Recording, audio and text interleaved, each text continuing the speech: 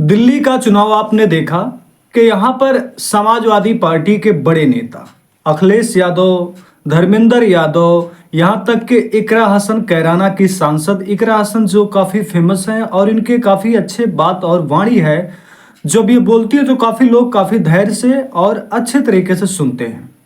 लेकिन आपने देखा कि दिल्ली में जो बदलाव हुआ, 2-3 पॉइंट का परसेंट का फर्क था, सरकार बीजेपी की बन जाती है, वो भी इतने सीटों के साथ। दिल्ली के लोगों में एक उत्साह भी है,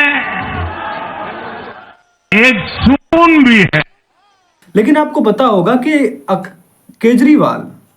केजरीवाल जब दिल्ली में 2013 में चुनाव होता तो उन्होंने क्या कहा कि मैं आम आदमी हूं, बिल्कुल गरीब आदमी हूं, मैं कभी न गाड़ी लूंगा ना बंगला लूंगा। वही गड़बड़ हो जाता है।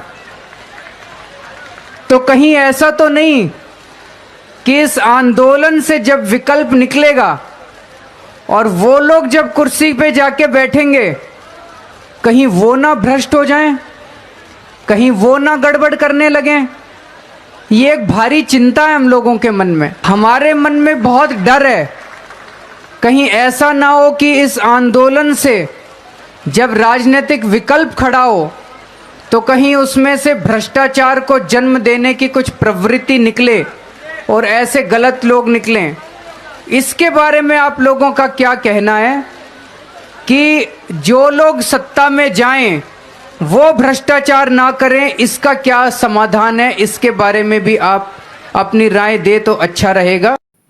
लेकिन फिर इसके बाद शीश महल, गाड़ी, बंगले, अरे केजरीवाल वो हैं जो खंबे पर चढ़ जाते हैं।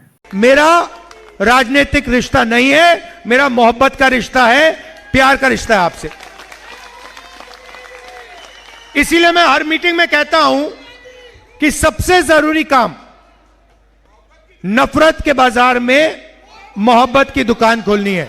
अभी मैं आया, मुझे यहां लोगों ने कहा लव यू, और मैंने भी कहा लव यू ब्रदर।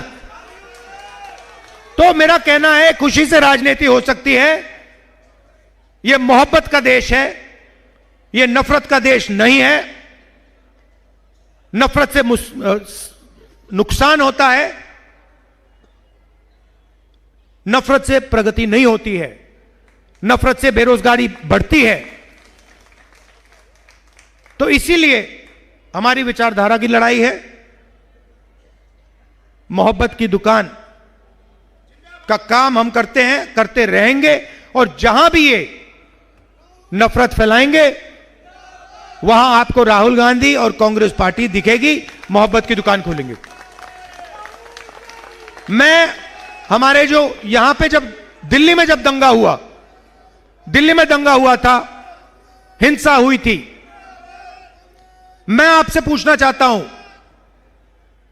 जब आपको जरूरत थी, जब आपके साथ हिंसा की जा रही थी, केजरीवाल जी आए थे? राहुल गांधी आया था? बस ये बात याद रखिए। हम 4000 किलोमीटर देश में नफरत को मिटाने के लिए, भाईचारे के लिए, कॉन्स्टिट्यूशन के लिए, संविधान के लिए हम कन्याकुमारी से कश्मीर चले हैं, 4000 किलोमीटर चले हैं, क्योंकि हम इस देश से मोहब्बत करते हैं, इस देश की जनता से मोहब्बत करते हैं, और हम कॉन्स्टिट्यूशन, संविधान की रक्षा करते हैं। आप सब आए, शाम का समय है, मैं आप सबका दिल से धन्यवाद करना चाहता हूं। यहां हमारे प्रत्याशी हैं, इनको भारी बहुमत। लेकिन इनके सपोर्ट में इंडिया गठबंधन के, चाहे वो टीएमसी हो, शिवसेना हो और कई सारे दल हैं, समाजवादी पार्टी हो, सभी ने खुलकर सपोर्ट किया। लेकिन एक अकेला राहुल गांधी, कांग्रेस ने मिलके, मतलब कांग्रेस अकेली इनको कामयाब नहीं होने दिया। इनको पता चल गया कि भैया राहुल गांधी और कांग्रेस अगर चाहे तो इंडिया गठबंधन में वो चीज है नहीं जो आप लोकसभा में दिखा चुके हैं। अगर आप देखेंगे तो अखिलेश यादव आज 37 सांसद लेकर ना जाने खुद में क्या समझते हैं, क्या हैं वो।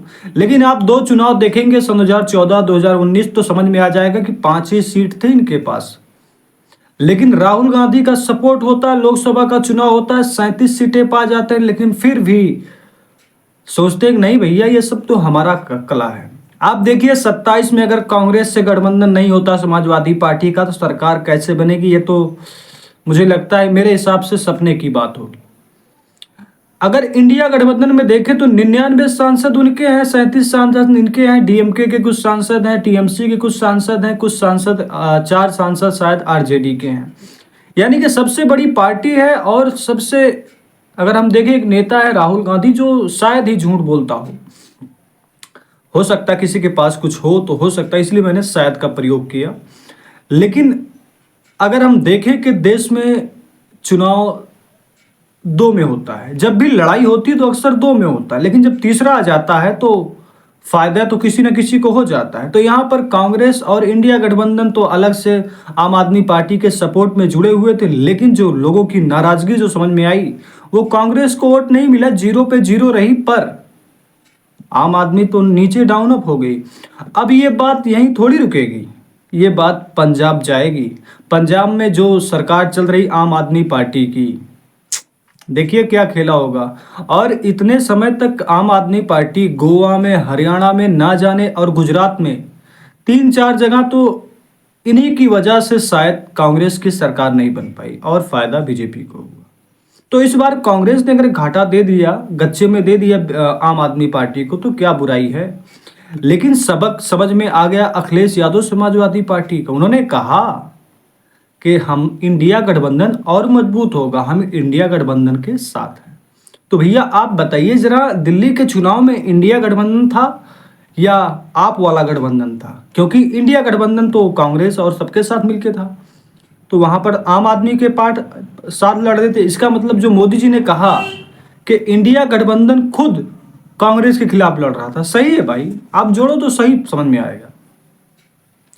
अगर आम आदमी पार्टी और कांग्रेस की वहां पर है कुछ दम तो तीसरे को जाने की क्या जरूरत थी। लेकिन नहीं, दोस्ती तो निभानी पड़ती है। राहुल गांधी ने अकेले ही वो कर डाला जो शायद ही अखिलेश यादव कभी कर पाएंगे, वो चाहे उत्तर प्रदेश हो चाहे दिल्ली हो। अब आने वाले समय में ऐसा ही चलता रहेगा। और अब राहुल गांधी के इस फैसले के बाद और ये सब करने के बाद अब इंडिया गठबंधन जो है ना, उसको कुछ दिमाग में समझ में आ गया, चाहे वो टीएमसी हो चाहे जो हो। कई सरकार राज्य ऐसे हैं जहां पर ऐसे हालात बनते हैं। अब देखना ये कि इंडिया गठबंधन कितना बजता है और कितना बचता है। बजना बचता, बजने का मतलब है कि भैया तू मैं तू में चली जाएगी वहां से भी। तो आप देखिए ऐसे ही वीडियो हमारे चैनल पर और ध्यान से समझिए, क्योंकि बात बड़ी पॉइंट्स है। धन्यवाद, नमस्कार।